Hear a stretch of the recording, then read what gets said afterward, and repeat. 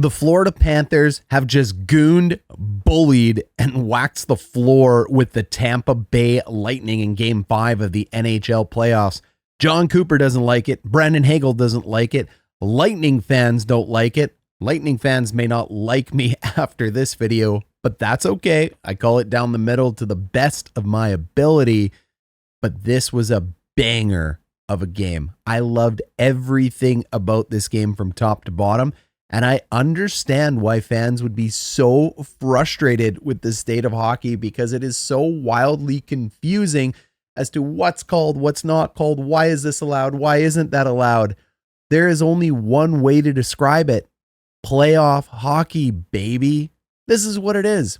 It's the carnival. It's the clown show. It's the playoffs, man. Like, players sign up for this. This is what the league wants. Everything's on fire. And if you're a neutral observer like me in this game, you just see this game for what it is, which is an incredible series, an incredible hockey game by two warrior nations. It's unfortunate what happens to players, but they sign up for this. I'm going to talk about all that. We're going to break all this down. We're going to make some guys really happy. We're going to make some people fired up so they can go into the comments. Does anyone type like this? I don't think so. We'll make them real fired up so they can go in the comments. We'll make some friends. We'll make some enemies. You have the option to join the Discord and get in on all the chitter chatter with us. It's down below in the link. Let's get after it. Florida up 3-1. Tampa Bay fans, I know you said you had one of the best rosters. I know I broke them down as one of the best rosters. But I said, hey, vibes. Florida Panthers are going to bully them. Here we are. Series ain't over yet, though. All right, goal number 1. Florida goes up 1-0. Brad Marchand, Marchie here. He's one of my favorite guys in the league. I can barely not laugh every time I see him. He goes in, he's going to pick up a puck. He's going to beat this icing call. And then Marchie's going to do something here that a lot of guys don't see on camera. Take a look at the way his skate blades are facing. They're pointing towards the net. He's doing this for a very specific reason. He knows he has a player behind him. This is what we call evasive skating. It's actually harder to do than you might think. He's going to point his feet like he's going to go behind the net and wheel up, and then it's a quick, nope, last minute. So I hope you saw that. It's lightning quick, but it's little plays like that that cause time and space for what we're about to see here. So he's got a beautiful angle, beautiful lean here. I mean, this is why he is one of the best in the game. Just take a look at that. It's unbelievable. You can even stand up straight, but hey, blades and hydroplaning is interesting. That little bit of second gives him the time, and he needs it. He's a little guy, so as much time as he can get, the better. But look, he should lose this battle, right? Well, he doesn't. He's Brad Marchand. He understands how to puck protect with the best of them. And all he does is spin off the check here against him. And because he's able to spin off the check, he has a partner that comes in and picks up that puck. Soon as that puck is picked up, it's sent back over to Marchie. Great camera work here, right? Marchie skates out.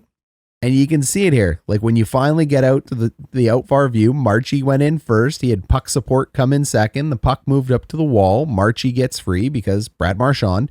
And all he has to do is move it out into the middle here to Anton Lundell. Fantastic third line play here. As soon as he does, all of the Tampa Bay Lightning are caught on one side. That's fine. You want to have your team over there. They just got beat. They shouldn't have been beat, but it happens. It's part of D zone. And Lundell doesn't miss. He beats Vasilevsky on the left side. Tough save for any goalie to make. But you know, 1-0 Florida. Let's be real. We're not here for goals. We're here for the blood. The bloodbath that is the Florida Panthers. This is controversial. Not everybody likes hits like this. I get it. I know why. I think hockey has to adapt and change. But nobody cares what I think at the NHL. This is the way it's played. And I am here to tell you the way it is played. When it changes, I will adjust my tune. As Ekblad comes through, he sees Brandon Hagel here. Bang! Big hit. Goes down. There is a puck here. It is near Hagel. You are allowed to step up and hit him here by the rule book. He chips it, but you're definitely not allowed to put an elbow to the head. Here's that nice slow motion close-up you saw in the thumbnail. This is why you clicked it. This is why you came here. It looks like a big giant right hand to the side of the head of Hagel, and then it's just a follow-through like a D-match. And the referee's right there. He's watching it, but maybe he's blocked out. Okay, I'm going to pontificate here for you. I don't know the answer to any of this, but I've played a lot of hockey. I've coached a lot of hockey. Number one, I told you a receipt was coming for Barkov, and it wasn't the Kachuk hit. Soon as that hit was laid by Hagel, something was coming.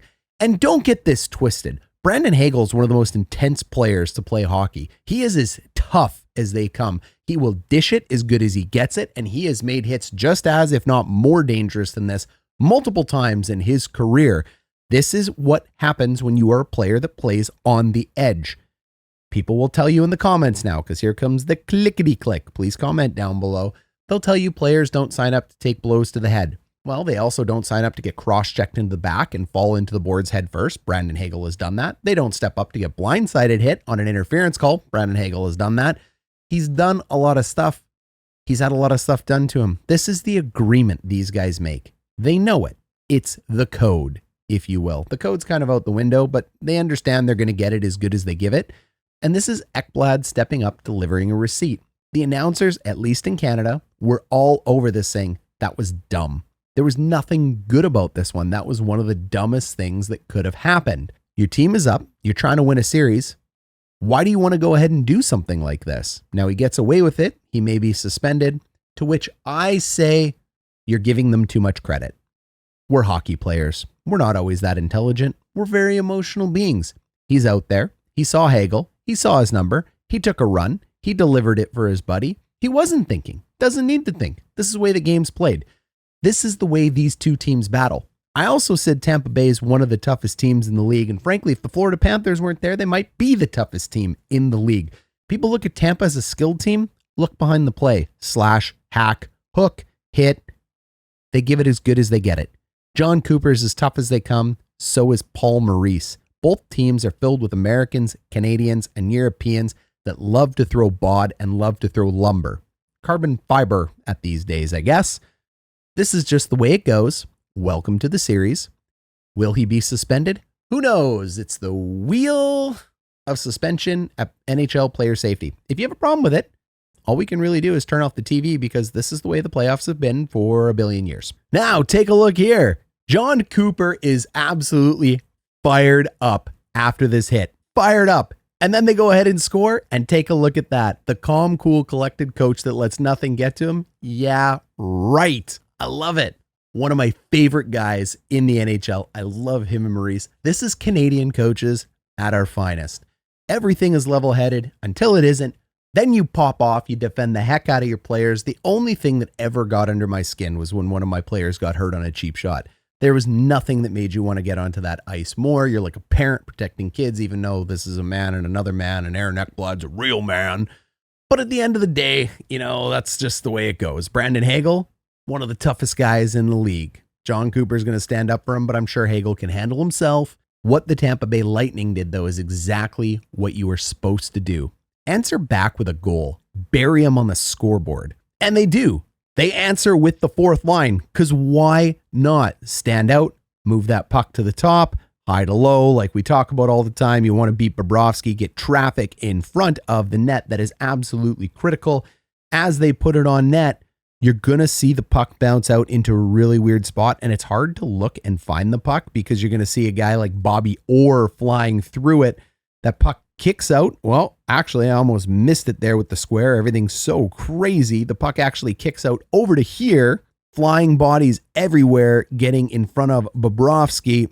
And then the puck is just going to slide in off a beautiful second chance. And then is like 9 to 11 seconds later, Chernak and Gunsel. I mean, the puck ends up at so many spots. It's going to go 1, 2. It's just a perfect neutral zone regroup off of a face-off. You catch Tampa Bay sleeping. You end up flipping that puck in the zone. As soon as they flip it in, you have numbers, and it's just a favorable bounce. They pick it up, kick it off their skates, move it over to the right side. Another kick off the skates. A couple soccer players here. Pele playing with it. The puck's kicked up to his feet, and it's over the shoulder of Bobrovsky. Short side right here. Just an absolutely amazing goal. And you can just see that fist pumping from John Cooper again and again, and you take the 2-1 lead.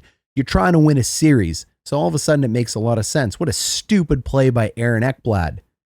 But was it? And the reason I say was it is because at the end of the day, they won the game. Mikola, kind of like Ricola, ends up tripping up a player. He's down. This doesn't look good. And what does he do? Takes an absolute liberty, a cheap shot, bang, right on the numbers. Hard to watch, tough hit. He's down, lays on him. Yuck. Jurgensen is going to feel that one. He's actually lucky he's still walking, taking those hits on the back when you're not looking going into the boards. Great way to end up in a wheelchair. But for some reason in the NHL, hits from behind are called boarding. Boarding isn't called. And I'm even surprised this got called at all. Not because it isn't a clear 5-minute major, just because it's the NHL. I expect nothing else. I mean, there's no way to scrape this. Goon squad, dirty hit, defenseless receiver. Yuck. And that ends up putting Tampa Bay down. That ends up putting Florida. Whew, what a game. That ends up putting Florida down 1 for 5 minutes. 5 minutes. You should be able to score 1, if not 2. But they don't. And you've heard me say it a million times. You survive 5-on-3s, you survive 5-minute penalties, momentum switches to your side. It doesn't matter the reason you went in the box. Doesn't matter if you were the biggest goon on the ice. The next day, the other team will be the biggest goon on the ice. That's just the way it goes. You beat it, momentum flips. And who ends up putting that goal in? It's Aaron Ekblad, of course. Because villains never get their just dessert. The big Canadian defenseman ends up putting a goal in. The place blows off the ceiling. John Cooper challenges. Offside. Clear offside.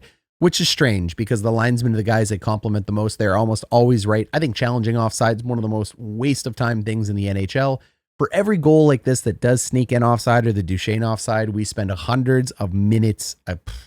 Whatever. We spend so much time reviewing these things. It's just part of the game, but it doesn't matter because it's the rule. And they were offside. The linesman missed it. So good call. Goal comes off the board. Ekblad makes an absolutely beautiful play here at the line, keeping the puck in. Then he's going to reverse and do a little bit of a dipsy doodle into the zone. There's the drop pass. And then Aaron Ekblad just decides here at this point in time, you know what? I think I'm going to explore the space. He continues moving, finding ways to explore the newfound space that he has discovered. That puck is just a little shot on net, and I've been saying this all throughout the playoffs. You have to put these little junk shots on net because you never know when you're going to get a rebound. And nothing makes more sense than your number one defenseman creeping down below the hash marks for that rebound. Ends up putting it up and over his shoulder. He knew which way he was moving. This is why this guy was a number one draft pick. He can do it all, and it is wild and amazing to see if you're a big Cats fan, meow, to watch a big man like that creep in down below the hash marks and not get any of his just desserts because he's just that damn talented. Doesn't that piss you off if you're a Tampa Bay fan? Well, welcome to the rest of the world of the NHL during your 3-year run. It's the way it goes when there's elite players. Hockey is hard. At least you won 2 cups. Almost got your third, 3 total, but 2 in a row. So you did it to the rest of the league for years. Now it's being done to you. Sadly, by another team in Florida and not a Canadian team. And then obviously nothing makes more sense than just 11 seconds after a draw to have 2 goals go in after 11 seconds as well too. So we end up getting this puck back to the point. We're going to regroup. We're going to carry it into the zone. We're going to see a wide rim, get that red line, bang, fire it in. It's going to carry all the way to over here because that's what it does. And then there's going to be somebody in the comments saying, I don't know, goalies should never play the puck, stay in your net. No, you should play the puck. This is why you should play the puck, to stop these rims. It fires around. Vasilevsky does nothing. And, to be fair to Vasilevsky, he normally does play it. They just shot that one in so hard he knew he had no chance. And then you end up pinching it off on the far side here. And you can't underestimate the value of changing the direction like that with a hard dump in. It's a strategic play. You know what you're doing. The other team doesn't. Jonesy picks it up, puts junk on net. Just like I said, you got to put tons of junk on net in the playoffs. You put it in, it's a goal. Someone please tell the Jets to put junk in on net in the playoffs. I digress. And that ends up taking it 3-2. The villains of this game win one. But I only say that tongue in cheek because both teams have taken extreme liberties with each other. I am shocked the series is 3-1. I figured it was going 7. Maybe it still will go 7. Ekblad may be suspended. Who knows? This is crazy. It's the battle of the 2 wittiest coaches, 2 of the best coaches. Nah, it is the 2 best coaches in the NHL. Straight up. It's these guys, 1 and 2. It has been absolutely a banger to watch, and if you don't like the series being this early, you just don't like the format of the playoffs. But if you love the format of the playoffs, you love getting assurances that you get series like this. Overall, it was quite a game. I can't wait to see all the comments down below. We'll catch you guys for Dallas and Vegas later.